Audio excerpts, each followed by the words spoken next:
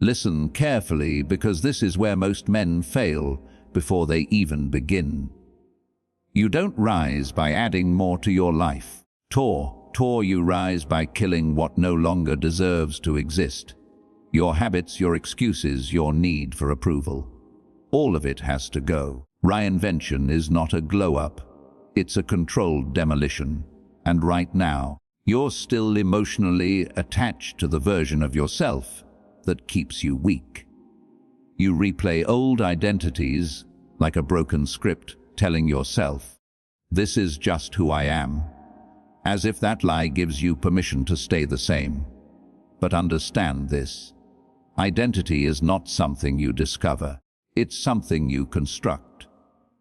The powerful don't search for themselves. They design themselves with precision, with cold intent. Tour with zero attachment to who they used to be. So, ask yourself something most people are too afraid to confront. If your current self disappeared tonight, would anything valuable actually be lost? Or would it finally make space for something greater?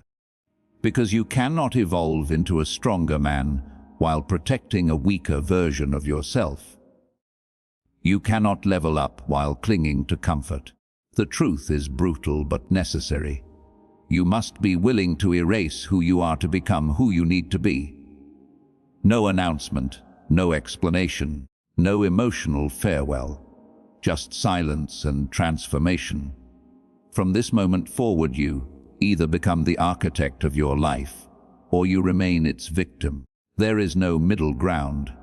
And if you're still here, prove it. Not to me, but to yourself.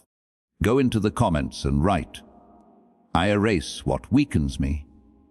Because the first step to becoming untouchable is having the courage to let your old self die. Number 1, cutting emotional weakness. Now understand this. Once the old version of you is dead, the next enemy reveals itself, and it's more dangerous than anything external. It's your emotions. Not emotions themselves, but your lack of control over them. Most men are not destroyed by enemies. They are destroyed by their reactions. Anger that exposes them. Attachment that weakens them. Validation seeking that enslaves them. You think power comes from force, from loudness, from dominance. But real power is silent, controlled, calculated. The man who cannot control his emotions is a puppet, and the world is full of strings waiting to pull him. One insult and he reacts. One rejection and he collapses. One moment of discomfort and he retreats. That is not strength. That is predictability, and predictability is weakness. Machiavellian truth. The more emotional you are, the more controllable you become. People read you, manipulate you, and use you without you even realizing it.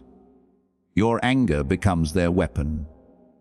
Your desire becomes their leverage. Your fear becomes your cage. So, what do the powerful do? They don't eliminate emotion. They weaponize it. They feel everything but reveal nothing. They observe. They calculate. They wait. While others are reacting, they are positioning. While others are speaking, they are studying. While others are chasing approval, they are building quiet authority. You must become unreadable, cold, not in cruelty, but in discipline, detached. Not from life, but from the need to react to every trigger thrown your way. You don't need to prove anything to anyone. Not your strength, not your intelligence, not your worth. The moment you feel the urge to prove yourself, you've already lost control. And control is everything, because the man who controls himself controls the game. So, start now. Watch your reactions. Notice what triggers you. Notice how easily people can shift your state. That awareness alone will expose how vulnerable you've been. And once you see it, you can't unsee it. From this moment forward, you move differently. You pause before reacting.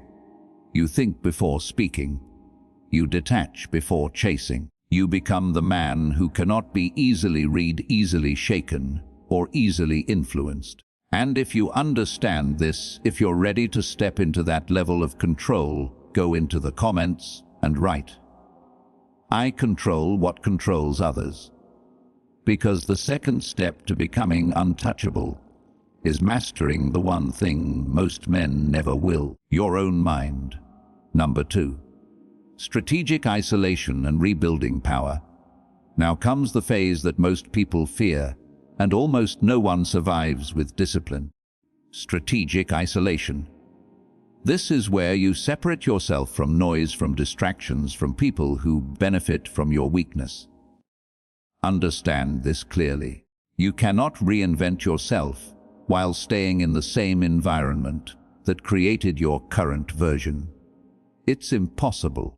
Your habits are reinforced by your surroundings. Your mindset is shaped by the people you tolerate, and your limits are quietly agreed upon by those who expect you to stay the same.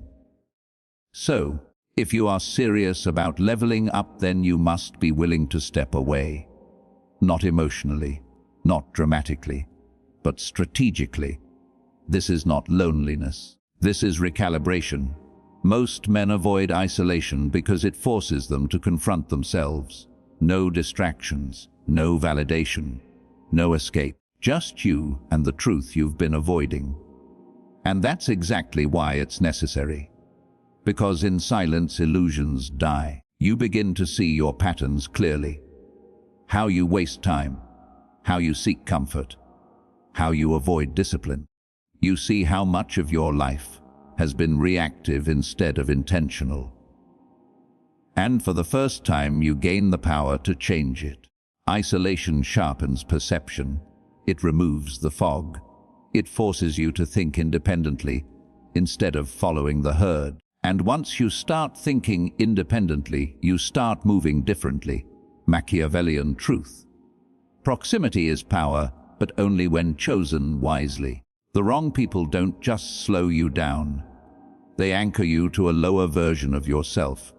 They normalize mediocrity. They reward weakness. They subtly punish growth because your evolution threatens their comfort. So, you must become ruthless in what you allow into your circle. Not emotional, not aggressive, just precise. You don't need to cut people off with drama. You simply outgrow them with silence. You reduce access. You become less available. You stop explaining your moves, and slowly your environment begins to shift. Because the moment you stop feeding into old dynamics, they lose their hold on you. During this phase, you rebuild yourself from the ground up. You establish discipline where there was chaos. You create structure where there was randomness. Your days become intentional. Your actions become calculated. You wake up with purpose, not impulse. You train your body not for aesthetics, but for control. You train your mind not for knowledge alone, but for clarity and strategy. You eliminate distractions that drain your focus. Endless scrolling, meaningless conversations, empty entertainment. Every hour becomes an investment. Every decision becomes a move. This is where you stop living casually and start living deliberately. But understand this. This phase will test you. There will be moments where the silence feels heavy, where the absence of validation feels uncomfortable, where you question if it's worth it. That's the moment most people quit. They run back to noise, back to comfort, back to the familiar chains they've always known. But you don't, because you understand something they don't. You understand that growth is supposed to feel uncomfortable.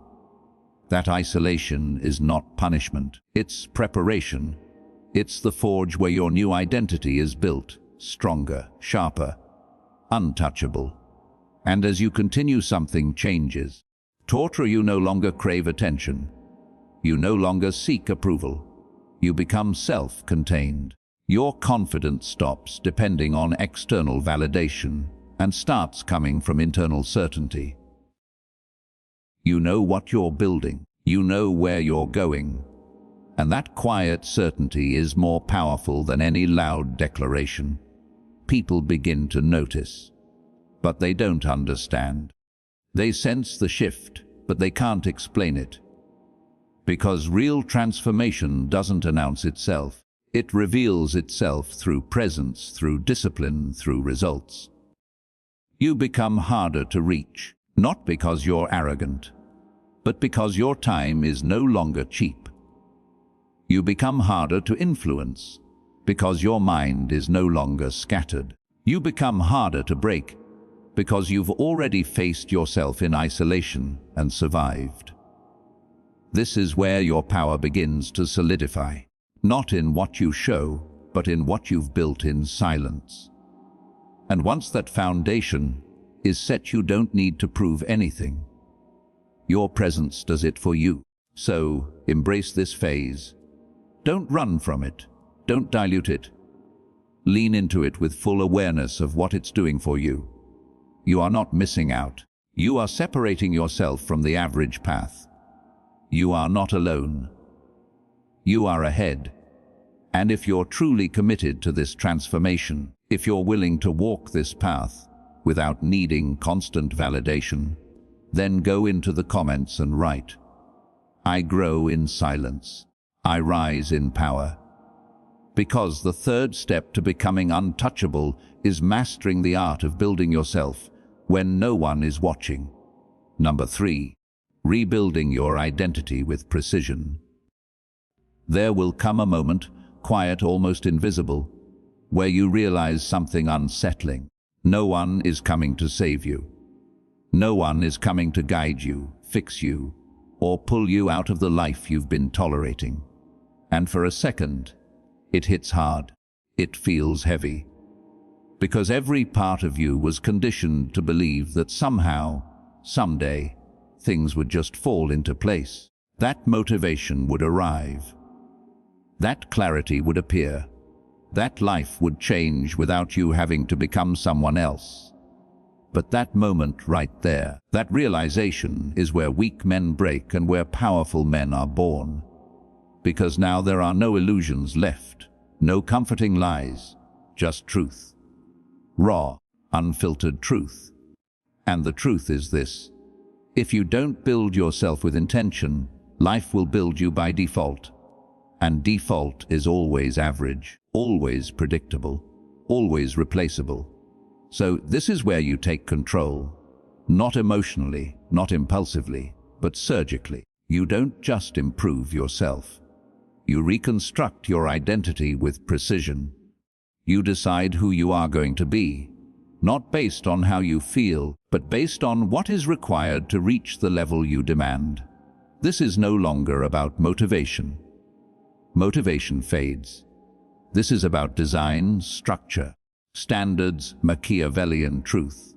The most dangerous man is not the strongest or the smartest. It's the one who has complete authorship over himself, the one who can step into any role necessary and execute without hesitation. That kind of man is not born. He is engineered. So, you begin asking different questions. Not, "What do I feel like doing today?" But, "What does the man I'm becoming do today?" You separate your current self from your constructed self. One is emotional, inconsistent, distracted. The other is focused, disciplined, deliberate. And every single day you close that gap through action. Not thoughts, not intentions. Action. You define your standards with zero compromise. How you wake up, how you train, how you speak, how you think, how you handle pressure. Everything becomes intentional. Because identity is not built in grand gestures. It's built in repeated behaviors. The way you do small things becomes the blueprint for how you handle everything. So, there is no off mode anymore. There is no "I'll start tomorrow." There is only alignment or misalignment. And misalignment is no longer acceptable. You start cutting out behaviors that don't match your new identity. Not gradually, immediately. The laziness, the distractions, the weak routines, they don't belong anymore. And at first, it feels unnatural. It feels forced. Because you're stepping out of comfort and into discipline. But that's the point. Comfort created the version of you that you're trying to leave behind. Why would you trust it now? At the same time, you begin installing new patterns. You train your body daily, not just to look better, but to build resilience. You train your mind not just to learn, but to sharpen your thinking. You control your environment because focus requires protection. You start reading differently, thinking differently, moving differently. Everything becomes sharper, more intentional, more precise. And here's where most people misunderstand the process. They think identity change is about feeling confident. It's not. Confidence is a byproduct. The real shift happens when you no longer negotiate with yourself. When you say you're going to do something and you do it. No excuses, no emotional debate, just execution. That's where self-respect is built. And self-respect is the foundation of real power. Because once you trust yourself, everything changes. Your decisions become stronger. Your presence becomes heavier. Your words carry more weight. You stop second guessing yourself because you've proven through consistent action that you are who you say you are. And that kind of internal certainty is rare. But understand this. This process requires emotional detachment. You cannot rebuild yourself while being overly attached to comfort, to validation, to how things used to be. You must be willing to become someone unfamiliar, someone who operates at a level that your old self would find uncomfortable, maybe even intimidating. That's how you know you're doing it right. You also stop explaining yourself. This is critical. Weak men feel the need to justify their growth. They want others to understand, to approve, to support. But power moves in silence. You don't need to explain your discipline. You don't need to justify your boundaries. You don't need to seek permission to evolve. You just move quietly, consistently, relentlessly. And as you do this, something powerful begins to happen. Your identity starts to solidify, not as an idea, but as a reality. You no longer feel like you're trying to be disciplined. You are disciplined. You're not working on focus. You are focused. The traits you once admired in others become your default state. And that's when the shift becomes permanent. People around you will feel it. They won't always understand it, but they'll feel it. The way you carry yourself changes. The way you speak becomes more controlled. The way you react becomes more calculated. You're no longer easily influenced, no longer easily distracted. There's a weight to your presence that wasn't there before, and that weight comes from internal alignment. Now, here's the part most people won't tell you. This level of transformation comes with a cost. You will outgrow people. You will lose interest in things that once entertained you. You will feel disconnected from environments that no longer match your standards. And that's not a loss. It's a signal that you're evolving. The mistake would be trying to hold on to those things out of comfort or nostalgia. Don't. Because every time you go back, you weaken the identity you're building. You create internal conflict. And conflict destroys momentum.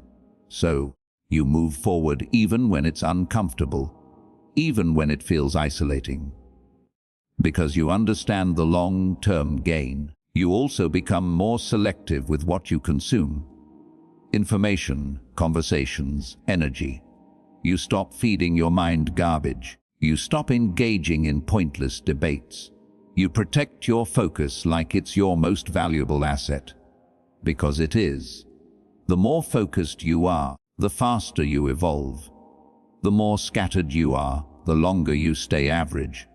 And slowly, without needing validation, you start to see results. Not just externally, but internally.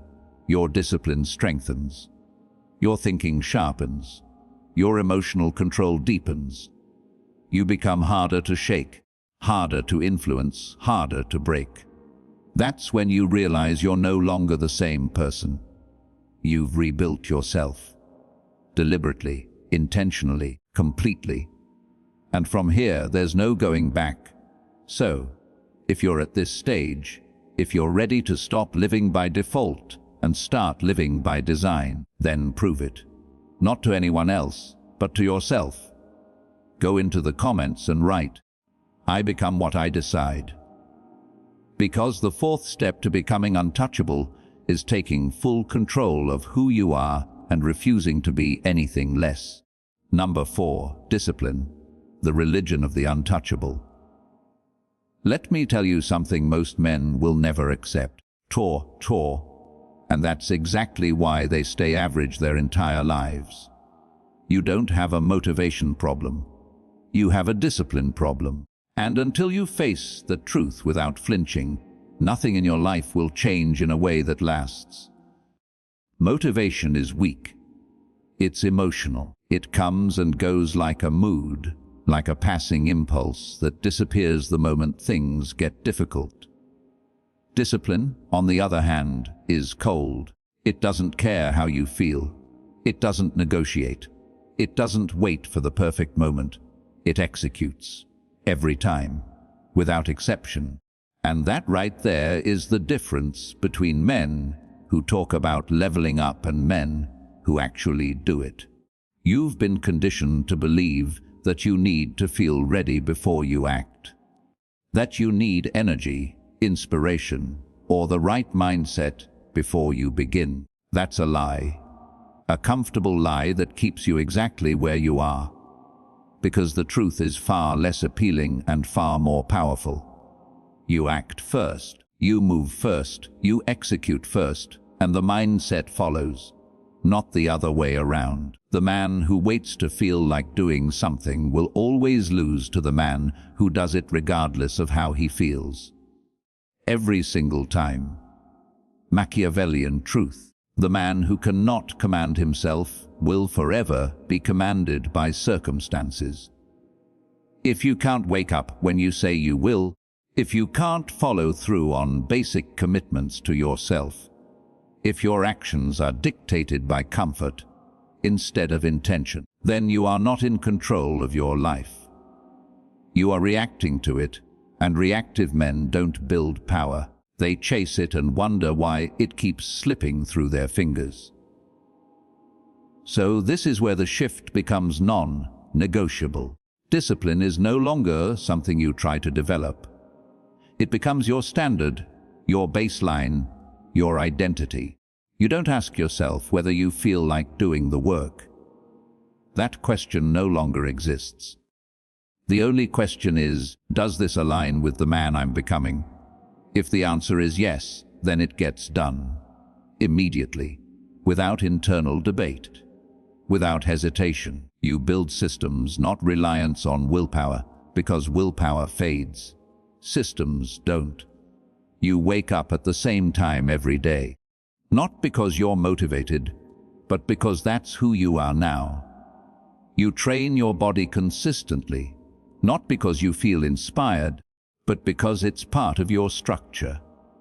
You focus on your work without distraction, not because it's easy, but because you've removed the option to do otherwise. You eliminate choice where discipline is required. And that's how consistency is built, not through emotion, but through design. At first, it feels restrictive, like you're limiting your freedom, but that's only because you've been living without structure for so long that chaos feels normal. The reality is the opposite. Discipline is freedom, because when your actions are consistent, your results become predictable. And when your results are predictable, you gain control. Control over your progress, control over your time, control over your life. That's real freedom. Not doing whatever you feel like, but becoming the kind of man who gets what he wants, because he's built the habits required to earn it. And here's where it gets uncomfortable, because this is where excuses die. You can no longer blame your environment, your past, your circumstances, or other people, because discipline removes all of that. It forces accountability. It puts the responsibility exactly where it belongs, on you. Every missed opportunity, every wasted hour, every broken promise to yourself becomes visible.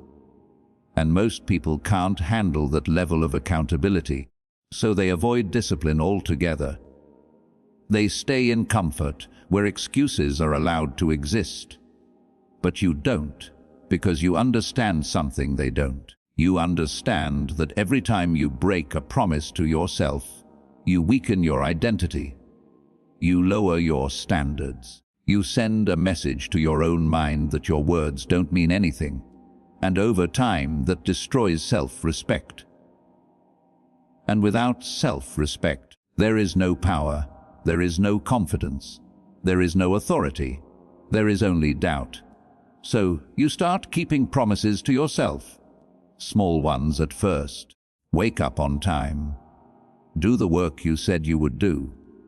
Follow through on commitments, even when it's inconvenient, especially when it's inconvenient, because that's where discipline is tested, not when it's easy, but when it's uncomfortable, when you're tired, when you don't feel like it, when no one is watching. That's where your identity is being built, in those quiet moments where you either rise or you fall back into who you used to be. And as you continue, something shifts.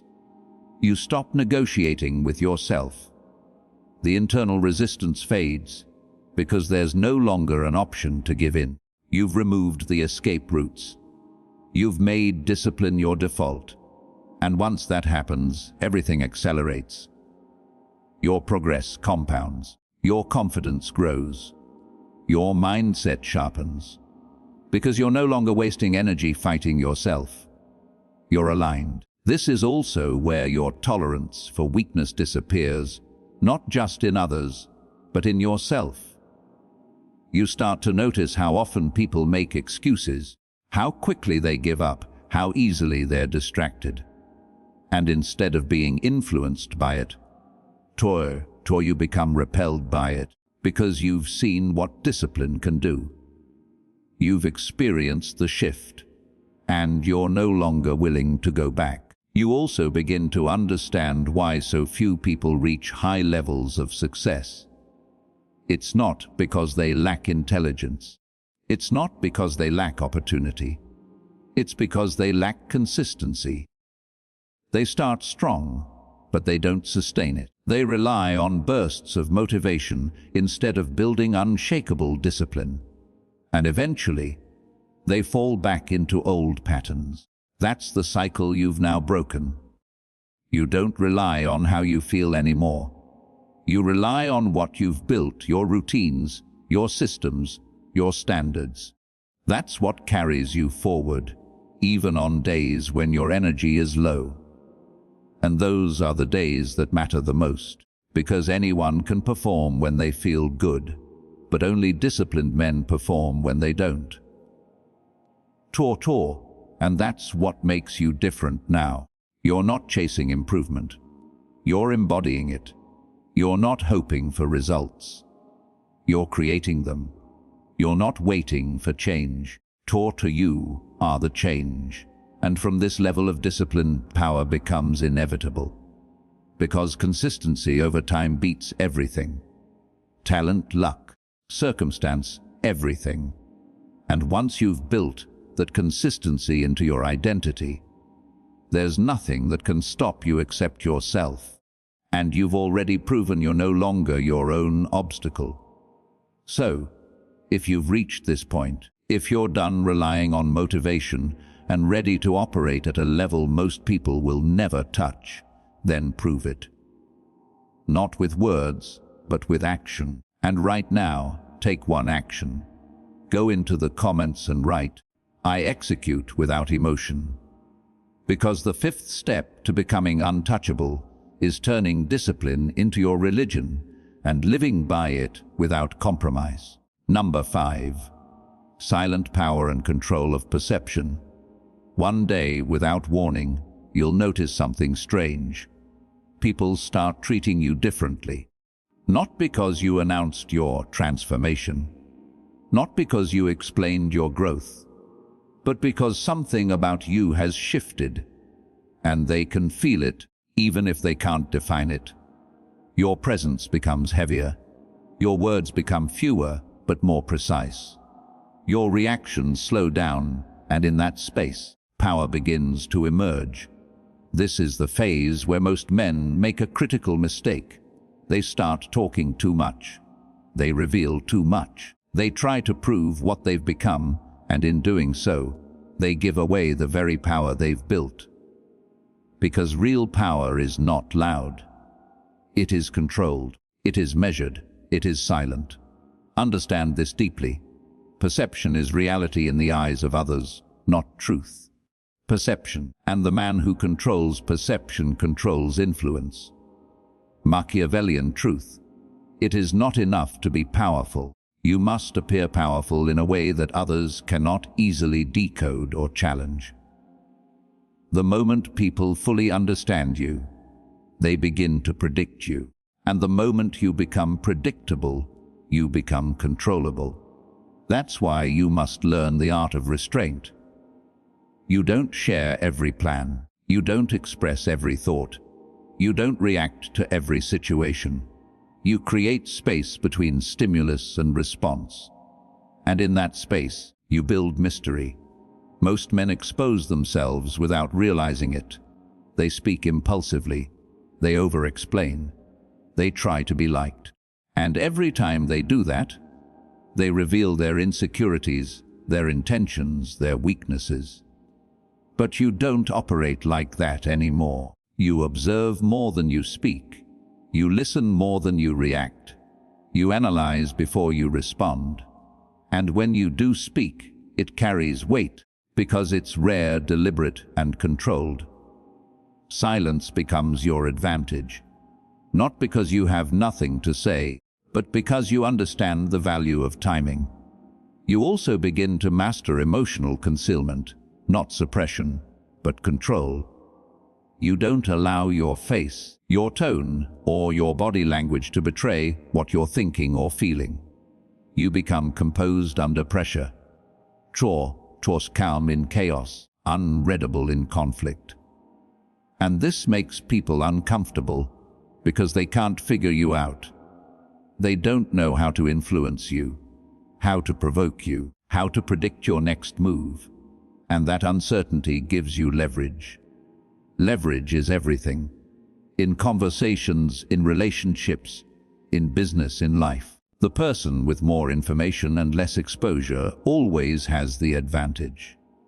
So, you become selective with what you reveal. You don't lie unnecessarily, but you don't volunteer information that weakens your position. You answer strategically. You redirect when needed. You maintain control of the narrative without appearing controlling. This is subtle power. The kind that doesn't need to announce itself because it's felt. And here's where your mindset must evolve even further. You stop seeking validation through expression. You no longer feel the need to prove your intelligence, your strength, or your worth through words. Because you understand that the more you try to prove something, the less convincing it becomes. Real confidence doesn't speak loudly. It exists quietly.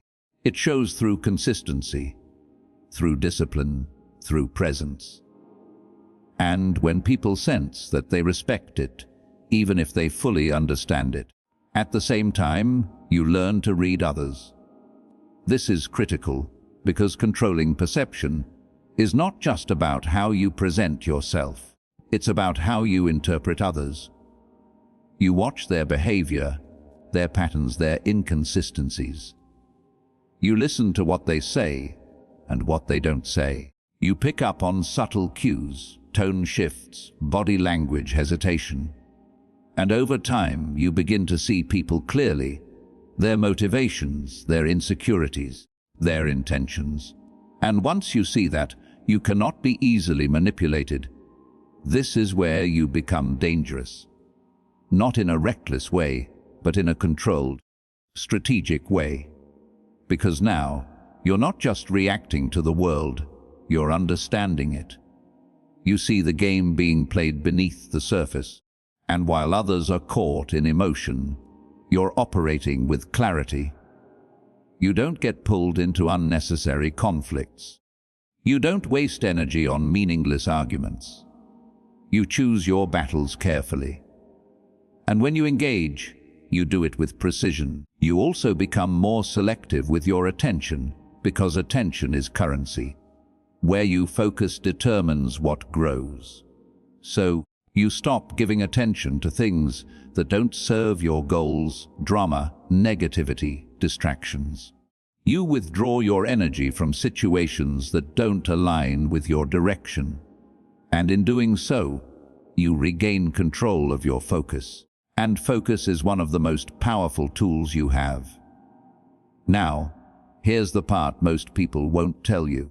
This level of control can feel isolating because you start to see through things that once entertained you. Conversations feel shallow. Interactions feel predictable. You notice how often people speak without thinking, react without awareness, act without intention, and it creates a gap between you and them. But that gap is not a weakness. It's a result of growth. You're no longer operating on the same level. The mistake would be trying to shrink yourself to fit back into that space. Don't.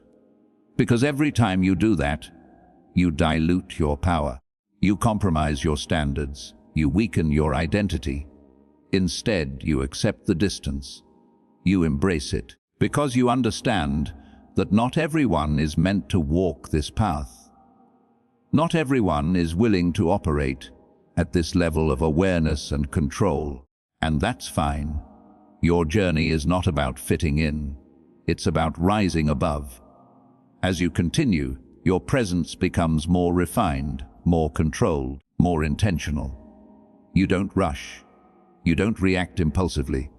You move with purpose, and that alone sets you apart. Because in a world full of noise, speed, and distraction, the man who is calm, deliberate, and focused stands out without trying. People notice. They watch. They become curious. And that curiosity gives you influence. But you don't chase that influence. You don't use it recklessly. You understand that power, once gained, must be managed carefully. Because the same awareness that gives you an advantage can also create arrogance if you're not disciplined. And arrogance leads to exposure. It makes you predictable. It makes you careless, so you stay grounded, not in humility that weakens you, but in awareness that sharpens you. You remember where you started.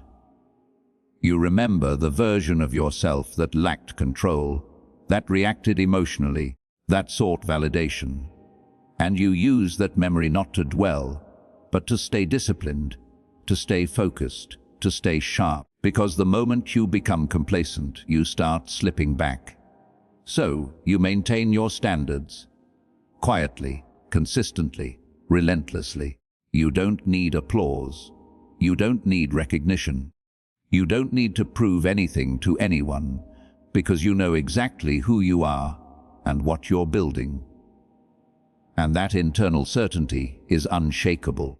Number 6, detachment from outcomes, obsession with execution. At some point, if you've truly been paying attention, you'll notice a silent war happening inside you. A constant pull between what you want and what you fear losing. The outcome, the result, the validation, the recognition. And this is where even disciplined men collapse. Not because they lack effort, but because they are emotionally chained to outcomes they cannot fully control. They work, but they're anxious. They act, but they're desperate. They move forward, but they're constantly looking over their shoulder, wondering if it's working. And that tension, that quiet desperation, it leaks into everything. Your decisions become rushed, your energy becomes unstable, your focus fractures, and without realizing it, you sabotage your own rise. So understand this with absolute clarity. Attachment to outcomes is a hidden weakness. It feels like ambition, but it's not. It's dependence.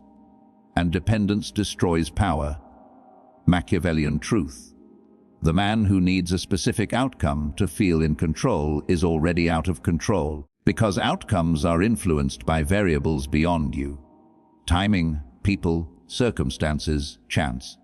But execution, that belongs entirely to you. And the moment you shift your focus from outcomes to execution, everything changes. Your mind clears. Your actions sharpen. Your consistency becomes unshakable. Because now, you're no longer chasing results, you're building them. You see, weak men are outcome-obsessed. They start something and immediately ask, what will I get from this? How long will it take? What if it fails? And those questions poison their discipline, because every action becomes conditional. Every effort becomes tied to immediate reward, and when the reward doesn't come fast enough, they quit. They pivot, they retreat. Over and over again, repeating the same cycle of almost becoming something, but never fully arriving. But you don't operate like that anymore. You become obsessed with execution, not perfection. Execution. Showing up, doing the work, following through, day after day, regardless of what you see externally. You measure your progress by your consistency, not by immediate results, because you understand something most people don't. Results lag behind effort. Always. There is a delay, a gap between what you do and what you receive, and only those who can operate in that gap without losing focus ever achieve anything meaningful. This is where emotional detachment becomes your greatest weapon. You do the work and you let go. You execute and you move on. You don't sit there refreshing outcomes, checking reactions, seeking confirmation that it's working, because that behavior pulls you back into dependence, back into weakness. Instead, you trust the process you've built. You trust your discipline and you keep moving. There's a certain coldness required here, a willingness to act without immediate emotional, a willingness to invest time, energy, and effort into something that may not pay off today or tomorrow, or even next month. And that's where most people fail. They can't handle delayed gratification. They need feedback. They need validation. They need reassurance. And because of that, they never reach the level where results become inevitable. But you do, because you've trained yourself to operate without needing constant confirmation. You don't need to see progress every day. You trust that it's happening. You don't need applause. You know what you're building. You don't need recognition. You recognize yourself, and that internal certainty frees you. Now, here's the paradox, and it's powerful. The moment you detach from outcomes, you actually increase your chances of achieving them, because you remove the emotional pressure that distorts your decisions. You stop forcing things. You stop chasing. You start executing with clarity, and clarity leads to better actions. Better actions lead to better results. It's not magic, it's alignment. You also become more resilient, because when you're not attached to a specific outcome, failure loses its power over you. It's no longer personal. It's data, feedback, information you can use to adjust your approach. You don't collapse. You don't spiral. You analyze, adapt, and continue. That's real strength. Not avoiding failure, but neutralizing its emotional impact. And as you keep executing, something shifts inside you. Your identity strengthens even further. You begin to see yourself as someone who follows through, no matter what. Someone who doesn't get shaken by uncertainty. Someone who operates with consistency, regardless of external noise. And that identity compounds. Because now, your confidence is no longer based on outcomes. It's based on your ability to execute. And that's something no one can take from you. Not failure, not rejection, not setbacks. Because you've built it internally. Through action, through repetition, through discipline. You also stop comparing yourself to others. This is critical, because comparison is rooted in outcomes. Who has more success, more recognition, and more visible progress? And that pulls you back into the very mindset you've escaped. Instead, you focus on your own execution, your own path, your own standards, because you understand that everyone's timeline is different. Everyone's variables are different, and comparison only distracts you from what actually matters. You measure your days differently now. Not by what you gained, but by what you executed. Did you show up? Did you follow through? Did you maintain your standards? That's the metric. That's the game. And if you win that game consistently, results become inevitable. There's also a deeper level to this. Control. When you detach from outcomes, you regain control of your mental state. You're no longer riding the highs and lows of external results. You're stable, focused, grounded, and that stability allows you to operate at a higher level because you're not wasting energy on emotional swings. You're directing it into execution, and that's where you become dangerous, because now nothing shakes you. Not slow progress, not setbacks, not uncertainty. You keep moving, relentlessly, quietly, consistently. While others are reacting to outcomes, you're building momentum. And momentum is what separates those who rise from those who stall. Over time, that momentum becomes visible. Results start to appear. Slowly at first, then faster. Opportunities open up. Doors that were once closed begin to shift. And people will look at you and think it happened suddenly. They'll say you got lucky, that things just worked out, but you know the truth. It wasn't sudden. It was built day by day, action by action, decision by decision. While they were watching outcomes, you were mastering execution. And now you're operating on a level they can't comprehend. So, embrace this phase. Don't rush it. Don't try to shortcut it. Because this is where real power is forged, in the ability to act without attachment, to move without needing immediate reward, to trust your process when nothing around you is confirming it yet. That's what separates you. That's what makes you untouchable. Number 7. Selective aggression and controlled dominance. Before you become truly untouchable, there is one final weakness that must be removed. And it hides in plain sight. It's not laziness, it's not fear, it's hesitation. That quiet moment where you know what needs to be done, but you delay, you overthink, you wait for the right time, and in that hesitation, opportunity dies, power slips, momentum breaks. Most men don't lose because they lack ability. They lose because they fail to act decisively when it matters.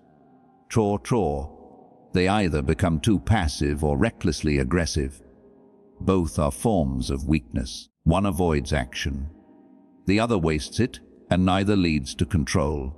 So understand this clearly. Power is not constant aggression. It is controlled aggression. It is knowing exactly when to strike, and doing it without hesitation. Machiavellian truth. The man who cannot be dangerous cannot be respected, but the man who is always dangerous cannot be trusted. You must exist in the balance. Tor's calm, composed, restrained, but capable of decisive, overwhelming action when required. That is controlled dominance. Most people misunderstand aggression. They think it's loud, emotional, reactive. It's not. That's immaturity.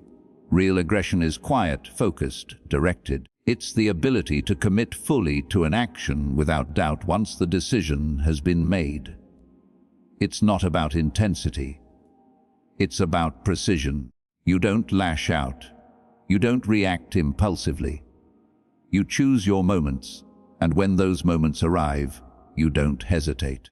This is where your previous work comes together. Your discipline gives you consistency. Your emotional control gives you clarity. Your detachment from outcomes gives you stability. And now you add execution under pressure. Because in the real world, opportunities don't wait for you to feel ready.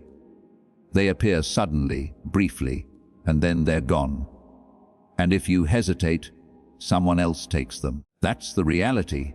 So you train yourself to act decisively. You reduce overthinking. You trust your preparation. You make decisions based on logic, not fear. And once the decision is made, you commit fully. No second guessing.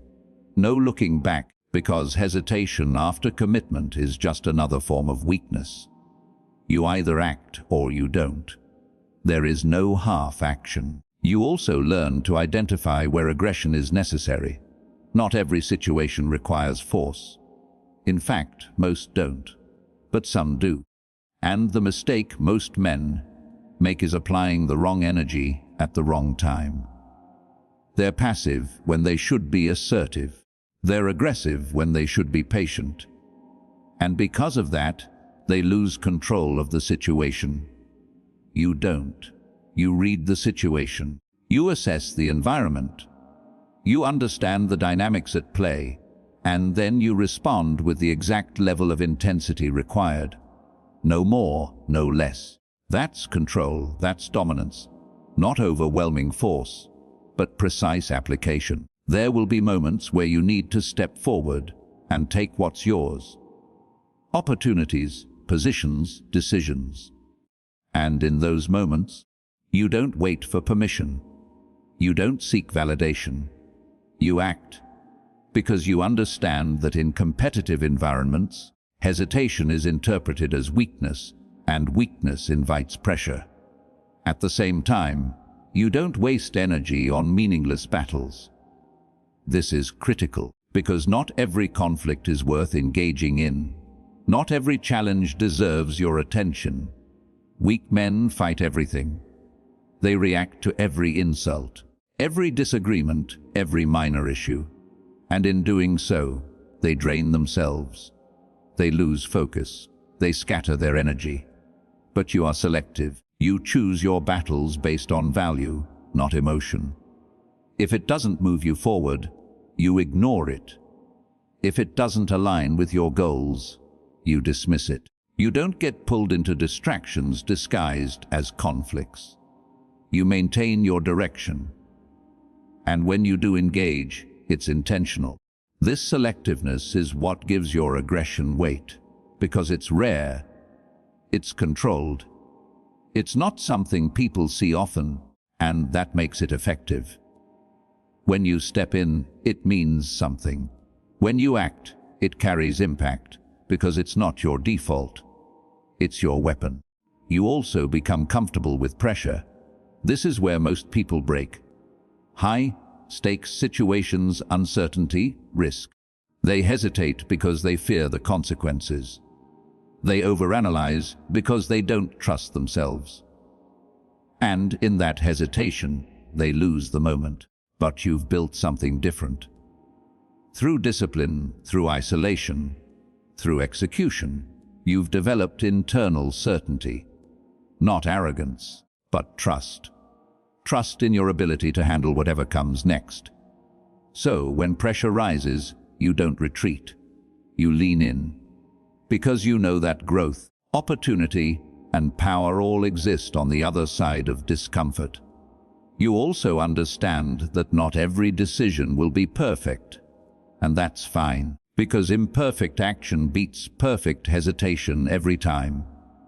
You adjust as you go. You learn through movement, not overthinking, and that's what keeps you ahead. While others are still analyzing, you're already executing. There's also a deeper layer to this. Ownership. When you act decisively, you take full responsibility for the outcome. No excuses. No blame, no deflection. Whether it works or not, it's yours. And that level of ownership strengthens you. Because it forces growth. It forces awareness. It forces improvement. Weak men avoid responsibility because it exposes their flaws. Strong men embrace it because it sharpens them. And now you're operating at that level. You don't wait. You don't hesitate. You don't shrink. You assess. You decide. You act. And over time, this becomes your identity. You become known, if not by others, then by yourself, as someone who executes when it matters. Someone who doesn't fold under pressure. Someone who takes control of situations instead of reacting to them. That's dominance. Not loud, not chaotic, controlled, precise, effective. And here's what happens next. People start to recognize it. They may not say it directly, but they feel it. They see how you move, how you respond, how you act under pressure, and they adjust accordingly. Because presence like that commands respect. Not through force, but through consistency. Not through intimidation, but through capability. And once that reputation is built, it reinforces itself. Because now you're not just acting decisively, you're expected to. And expectations shape behavior, both yours and theirs. But you don't rely on that. You stay grounded. You stay focused because you know that power, once gained, must be maintained. And maintenance requires the same discipline that built it. So, you continue refining. You continue observing. You continue acting with precision. No wasted movement. No unnecessary conflict. No hesitation when it matters. Just control. Number 8, legacy, power, and the final ascension. At the end of all this, when the noise fades, when discipline becomes automatic, and when your habits no longer require force, you arrive at a question most men never dare to ask. What will remain when I'm gone? Not what you want, not how you win, but what endures. This is where everything changes. This is where success is no longer enough. This is where you stop chasing results and start constructing legacy. Because everything you've built so far, your discipline, your control, your precision, was never just about improving your life. That's too small. Real power is measured by what you create that outlives you. Most men stay trapped chasing temporary rewards, money, status, attention, things that fade or get taken. But legacy is different. It is built with intention, sustained over time, and anchored in purpose. Machiavellian truth. The highest form of power is not control over people. It is influence over time. The ability to shape outcomes even in your absence. To build systems, ideas, and structures that continue moving without you. That is dominance at its peak. But this level demands sacrifice. Not surface-level sacrifice, the kind people talk about to feel productive. Real sacrifice. You will give up comfort. You will give up distractions. You will give up the life most people settle for. Because legacy requires obsession, clarity, and relentless focus. You are no longer just improving. You are constructing something with weight, something that reflects your standards. Whether it's a business, a body of work, or a network, it must be intentional, designed, precise, a reflection of who you've become. Most men fail here because they get comfortable. They reach a certain level, see results, and relax. They start enjoying rewards before securing the structure, and slowly everything declines. But you don't make that mistake, Because you understand that power is not achieved. It is maintained daily, without exception. There is no finish line. The moment you stop, you lose ground. So you keep evolving. You refine your systems. You sharpen your thinking. You elevate your standards. You don't settle because settling is decay. At this level, your thinking expands. You stop focusing on short-term wins and start thinking in years, even decades. You ask different questions. What will matter long-term? What compounds? Where your energy creates the greatest return. This shift changes everything. You become more patient but more intense. More calculated but more decisive. You stop reacting to the moment and start shaping the future. Quietly, consistently, without needing recognition. And that's when you realize you no longer need to be seen. Your work speaks. Your presence speaks. You don't chase attention. Attention comes to you. And even then, you don't depend on it. Because you know how unstable it is. You stay grounded in execution, in standards, in control. At this level, loneliness evolves. Not the confusion you once felt, but a quieter separation. You think differently. You operate differently. Very few people can relate. But instead of resisting it, you accept it. Because this is the cost of elevation. Not everyone is meant to walk this path. Your journey is not about fitting in. It's about rising above. You become selective with everything. Your time, your energy, your focus. You eliminate distractions. You reject mediocrity. Your standards become your filter, and that filter protects your progress. You also become aware of your influence. Not in arrogance, but in control. The way you move affects others, and with that comes responsibility. Not to impress, but to stay aligned. Because the moment you lose alignment, everything collapses.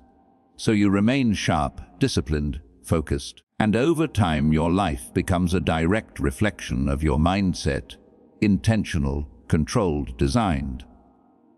That's when it hits you. You've become untouchable.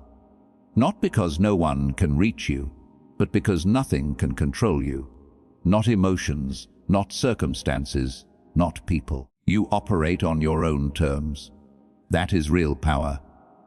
But even here, this is not the end.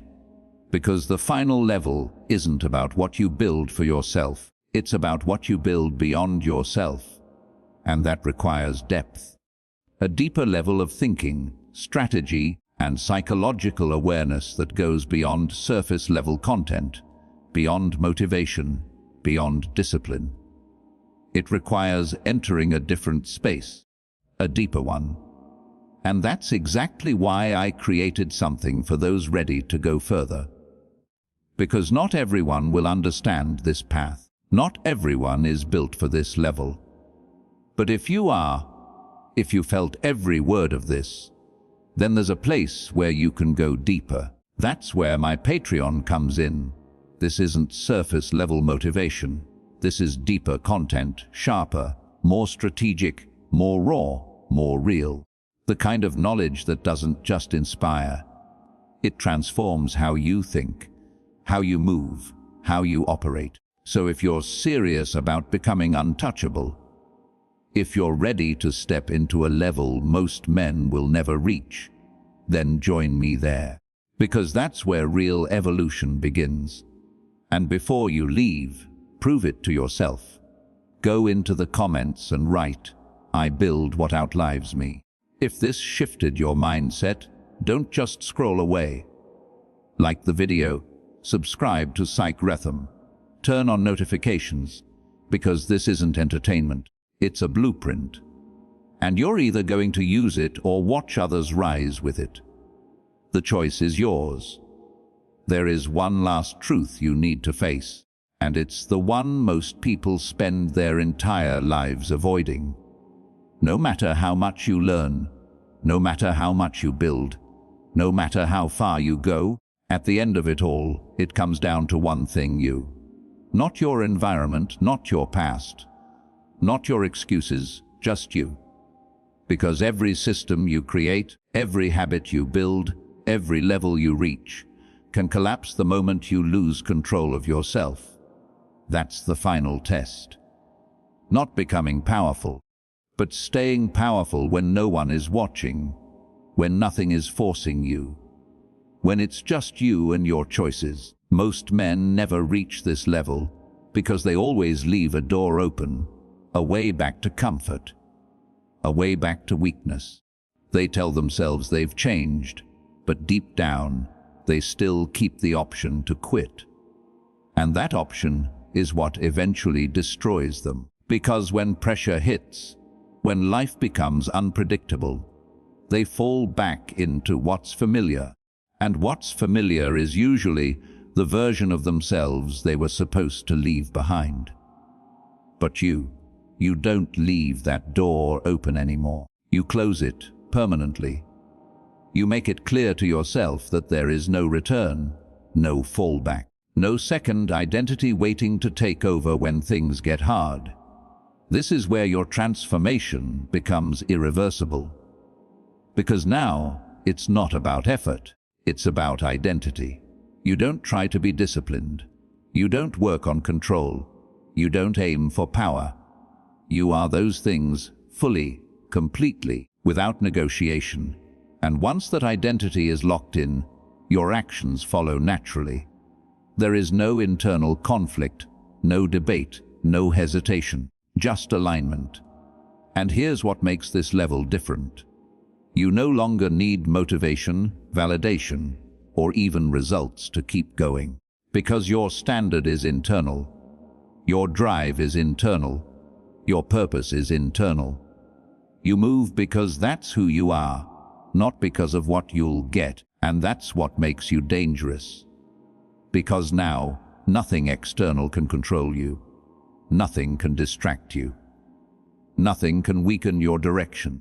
So from this moment forward, understand this clearly. You are either everything you've been building, or you are nothing. There is no in between, no partial version, no almost there. You either embody it, or you don't. And the world will respond accordingly. So if you've made it this far, if you followed every step, if you felt this shift inside you, prove it one last time. Go into the comments and write, "I am the standard," not for anyone else, but for yourself. Because at the end of all this, the final step to becoming untouchable is realizing that everything begins and ends with you.